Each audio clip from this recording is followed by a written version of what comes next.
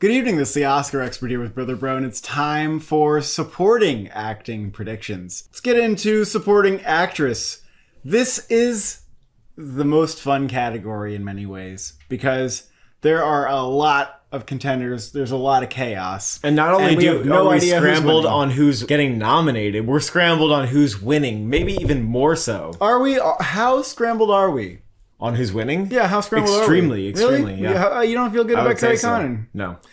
Because she is winning the most Critics Groups awards. She's not necessarily running away, not necessarily sweeping, but she's winning the most. She's also the only person that I would call a for sure lock. The only person I would say is absolutely getting in. I don't disagree with either of those two statements. And, you know, you look at some of the people who people think are top contenders, Jamie Lee Curtis, Angela Bassett. Do they have the screen time? I'm not convinced. It's kind of insane that Jamie Lee Curtis is getting nominations everywhere for supporting actress. I actually think she might even win the Golden Globe. Like, Jesus. This is like a game of campaigning alone. Like, if she weren't on the campaign trail, no way. No way. If she weren't saying, like, I want this to happen, and if she weren't so good in public, you know, she wouldn't be getting in on the performance alone. It's a fun performance, though. It's fair, though, to say that, like, and to recognize that even when you're a little bit of a smaller role in a film, you still put a lot of effort in there, and you still get really passionate about it, and like you still treasure whatever character you're playing as an actor. It was really fun and enjoyable, and I really like that role for her, but I just still think it's like, damn, you're gonna nominate that for an Oscar. Wow. Yeah. So weirdly enough, she even looks like she's beating Stephanie Sue in terms of her likelihood.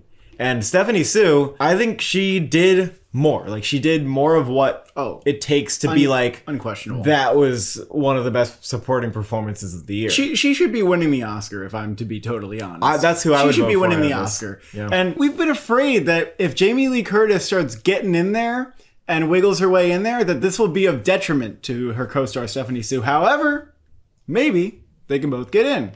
Stephanie Sue got the Critics' Choice, missed the Golden Globe. Honestly, who cares about the Golden Globe? They didn't nominate Yeon Yoon for Minari. Stephanie Sue looked a little bit weak at first, and a lot of critics groups were ignoring her, and it was like, what are you doing? What are you doing? This is your job. But now, as we go further into it, in fact, Stephanie Sue now has more critics groups mentions than Jamie Lee Curtis. So she has caught up a little bit. She is in the top 3 in terms of her mentions. So I think she actually does kind of look pretty good. And we will see if she can get SAG. We will see if she can get BAFTA. Those are still on the table.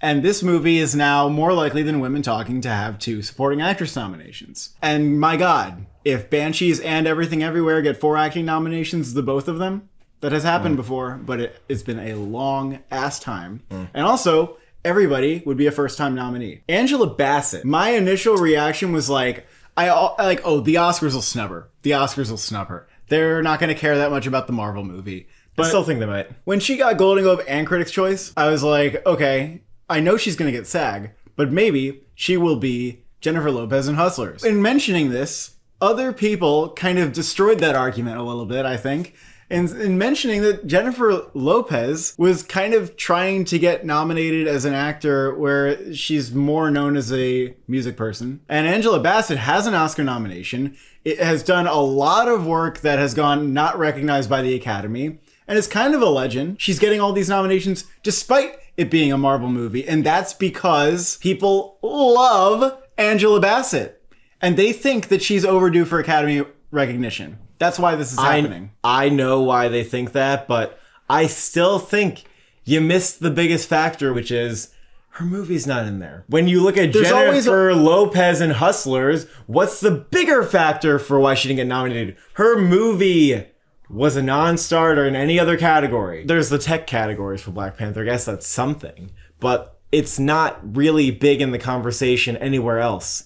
And so I don't know if I feel that confident about her. Yeah, but there's always somebody who's like, you know, in contention for a movie that's probably not going to get Best Picture. And also, I think sometimes the earlier awards care a little bit more about like, oh, well, like their career, you know, we got to nominate them for that. And then when it gets to the Oscars, like they just watch the movies that they're supposed to watch. Yeah, but in this race where everything is highly uncertain, Angela Bassett is going to have Golden Globe, Critics' Choice, and SAG at minimum. I don't know. Like, do you know if she's getting SAG? You don't think it's getting SAG Ensemble, do you? Let me just tell you she's getting SAG. I'm just going to tell you. I'll agree with that. Just accept it for now, okay?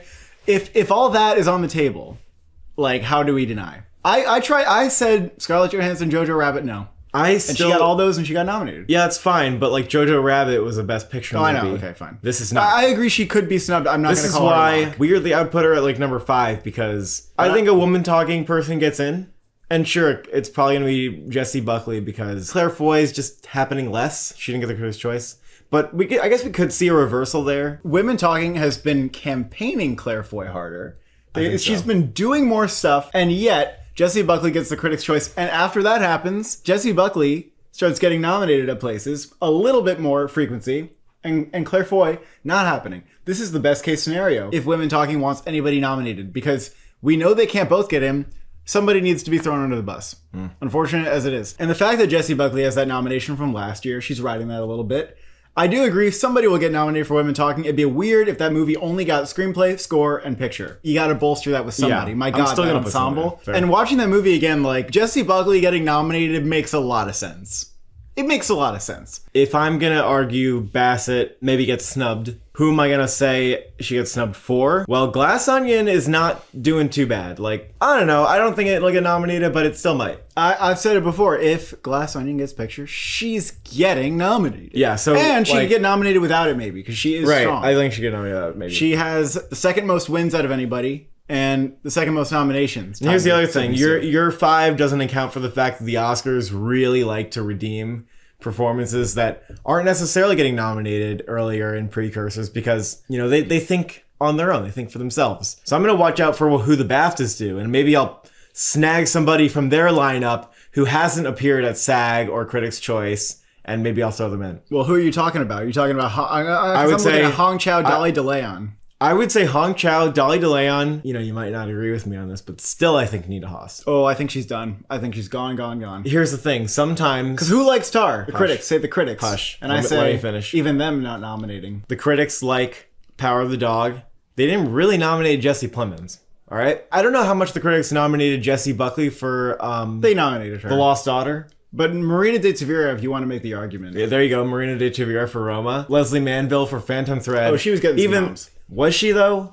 She? Kinda, yeah. She got the BAFTA. Okay, look, if Nita Haas gets BAFTA, I'll agree with you. I just think it's not that likely right now. Hong Chow or Dolly DeLeon could take that slot. They could be a little unexpected and throw you for a loop. And if they did, they might take out Bassett. Hong Chow actually has been doing pretty well. I mean, her missing Golden Globe and Critics' Choice was...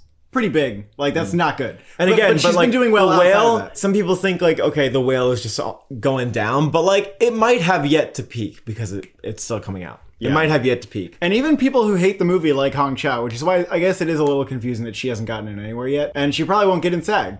And so it's going to be looking pretty weak for her, I think. Janelle Monáe, like, if she doesn't get nominated for campaigning her ass off. Well, I think that she will get a SAG nomination too. The fact that she missed Golden Globe though, like I was almost ready to say based on how much she was winning that she could be like this year's Maria Bakalova.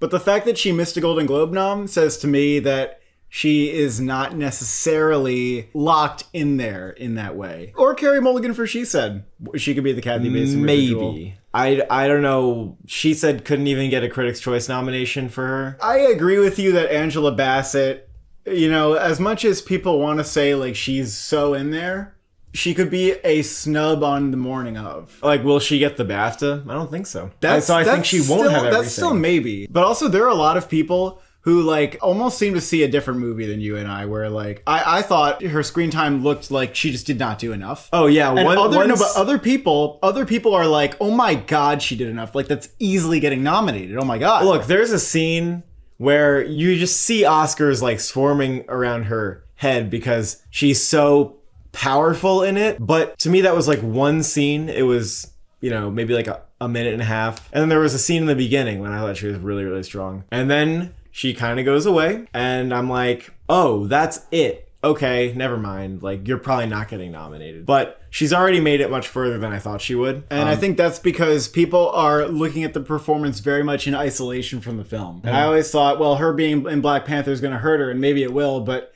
she's been able to rise above it. So far, nobody from a Marvel movie has even gotten both the nominations she's gotten so far. I just still can't help but think like maybe people are just trying to make something happen that is just not going to in the end. I do look at Hong Chow and Dolly DeLeon, and I say maybe. But it'd be interesting if Dolly DeLeon got nominated without Triangle of Sadness. That's the thing that I can't get past is I just feel like that doesn't make sense. Really going to be looking to BAFTA here. You know, Stephanie Sue almost looks strong because of Everything Everywhere All at Once just having like a guaranteed presence everywhere. Yeah, I'm really like, that's going to be a nail biter. I really so want her to be nominated. When it comes to winning, I mean, Carrie Condon, the fact that she's the most locked, Banshees is, you know, really strong. There's no vote splitting going on. Jessie Buckley's not going to win. Angela Bassett's not going to win. Like, it's the thing I can buy the most for a win. I guess. Everything else is hard to buy for me. She's really brilliant in every scene. She has plenty of screen time, plenty of moments. They get the audience clapping and hooting and laughing and I guess I'm going to agree with you there. She does a lot. And critics, they're scrambling to find someone to get around, and they've picked her. Supporting actor, we know this is going to Ke Huy Quan. We've said it for a little while that it could, and now he's literally sweeping. Nobody doesn't think that's happening. He's absolutely sweeping. Nobody would even contest this. It's fucking insane, actually. Yeah. And we can't deny that, like, part of that is because his career narrative is really interesting. Oh, but it's also just like... it's also... The performance is a lot. There's a lot of screen time. And he's a character you connect deeply with. Incredibly endearing, and he does the thing where he like switches between Waymans. Like there's so many great things about this performance. Everyone's gonna want to see it happen. Yeah. Every time he gives a speech, it'll be even more likely. We're all gathering around. There's a giant wave coming for him sweeping. If you cry at all in this movie, he's like probably the reason. That is what gets you an Oscar win. He's absolutely winning. Brendan Gleeson is number 2. He has only won 2 Critics Awards.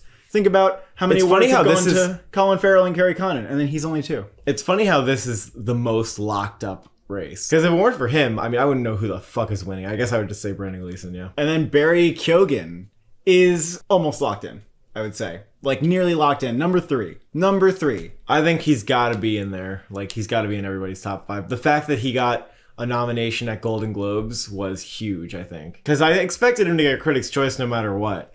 But... he might really come along every single place. Like, I'm going to just keep predicting him everywhere from SAG and everything. Yeah, he's doing very well. And he's definitely going to get BAFTA. And people love the performance. Like, there's a lot of people who would say that maybe they like him better than Brendan Gleeson. Paul Dano is getting more nominations than Judd Hirsch. Paul Dano has 8 nominations so far. Judd Hirsch has 3. That makes him more likely. Paul Dano's doing the campaign. He's doing the thing.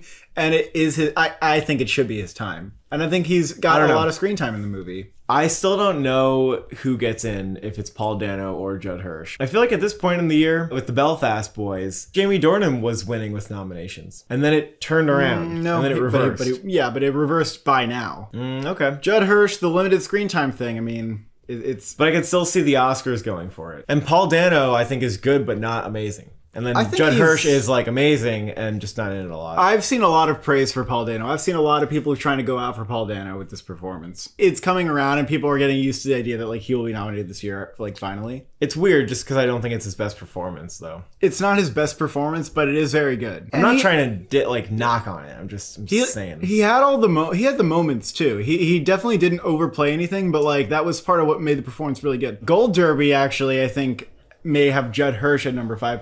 And there are a lot of people who are predicting both Fableman's Boys, both Banshee's Boys. And that is a possible scenario. It's a possible scenario. I still think only one of them will get in. It could be wise to predict both of them because you'll probably get 4 out of 5 in the category. But what are we doing? Maybe I will predict both of them at the end of the day because, I want that 4 out of 5. I'm confident in the Banshee's Boys. Yeah, but what if Paul Dano gets SAG and then like nobody gets BAFTA? I don't know. I would still might predict both of them because I feel like I don't know what they're going to do. Most people don't agree that Brad Pitt is 5 for Babylon. I'm not sure if you've thought about this. I don't know about that. You're going to need to help me make the case here. I have a few words for you that could possibly... Okay, this is what I'm thinking. J.K. Simmons being the Ricardos. Okay, where he gets like one nomination early on and people are like, no, come on. He's Brad Pitt. He was in a performance where he does all the things that... would normally get one nominated. Like, he has enough scenes. A lot of people do like him. I don't know that the Angelina Jolie thing is impacting him that much. I haven't seen a ton of backlash to the Golden Globes in a major way for nominating him. And I think this could be something that we're going like this to. And at the end of the day, it actually might happen. That's kind of how I see it, like J.K. Simmons. Almost. I kind of get that. But he also has more screen time and did more than J.K. Simmons, I would say. Simmons didn't really stand out in the film that strongly, I thought. Like, Brad Pitt is obviously like front and center. He stands out a lot. And I feel like the main thing in his way is the allegations. And that's really hard to predict how it's going to affect somebody. And he is campaigning, like he's doing interviews now for Babylon. They're not so afraid. He's getting out there, so it doesn't feel like they're afraid of him, and he's now in the shadows, and he's hiding in shame. And it feels like the kind of thing where, like, from day one, it just makes sense that Brad Pitt gets nominated for Babylon. I feel like the Critics' Choice definitely respond to the moment, and, you know, they probably are sensitive to, like, oh, well, like, people want this to happen. I think the Critics' Choice should do this because of this. Sense, yeah. Brian Tyree Henry, Causeway, the Critics' Choice nomination was great that he got that. I'm absolutely rooting for him to get the nomination. He was like easily one of the best performances of the year. Yeah. I'd like be happy to give him the award. Give him the award. And interestingly, Causeway has really nothing else like going on, you know, campaign wise. Yeah, Jennifer Lawrence is campaigning, but it's not going to actually happen. This could happen. It would be unorthodox in terms of like a guy who's never been nominated for an Oscar just getting nominated in a supporting role for a movie that's generally not a contender. Yeah, off of like the strength of the performance alone. Just because it's good. And Apple doesn't have much else to campaign. If you get your hopes up, you'll probably be disappointed. But I think the most surprising thing about your list is that Ben Whishaw isn't in the top 5 anymore, because that felt very easy for me to say that that's going to get nominated. And now I'm like, Jesus.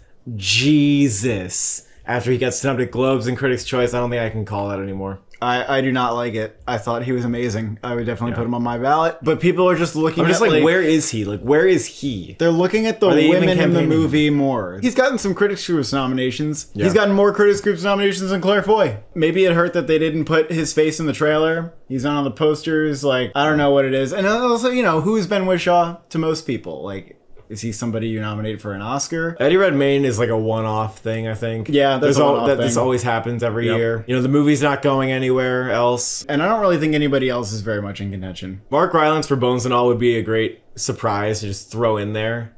That would make me scream. And those are our supporting actor and actress predictions. Thank you for watching. Thank you for subscribing. Have you taken the quiz to see which Fableman's boy you are?